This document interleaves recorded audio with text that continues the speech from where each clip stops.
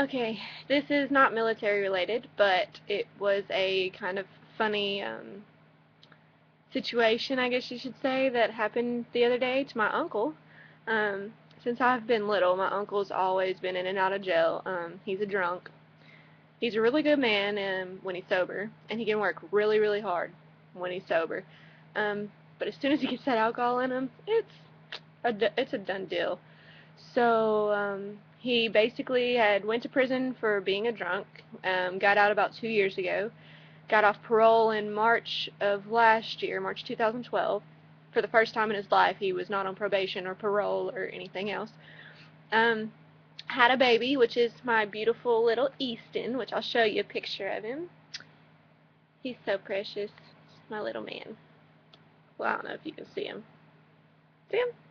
Yeah, so he's precious, which was surprising that he came out of him too. But anyways, my uncle the other night calls my grandma at 3 o'clock in the morning and was begging her to bail him out of jail. His initial story of what happened was he had been riding his bicycle, because he can't drive, been riding his bicycle to the store, and on his way back, the police pulled him over. Now here in Mount Juliet, we've had a lot of car burglaries in the shopping complex down the street from where I live, and he said that they were trying to charge him for those. So he got possession of burglary tools because he's a carpenter, and he had his backpack on to carry his beer in, and it had his work tools in it.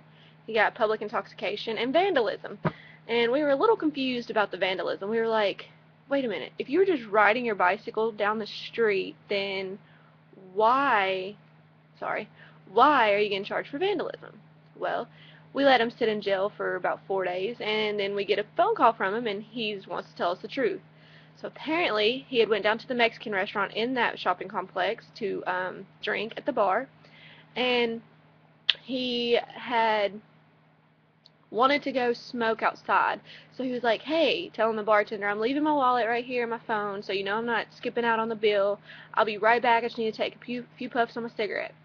So he goes outside, puffs, come back.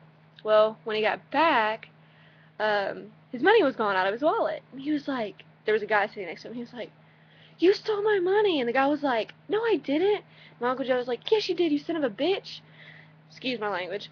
So my Uncle Joe proceeds to follow him outside and picks up a brick and throws it through what he thought was that guy's car window.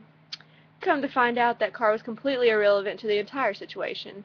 So he gets arrested for public intoxication, vandalism, and possession of burglary tools.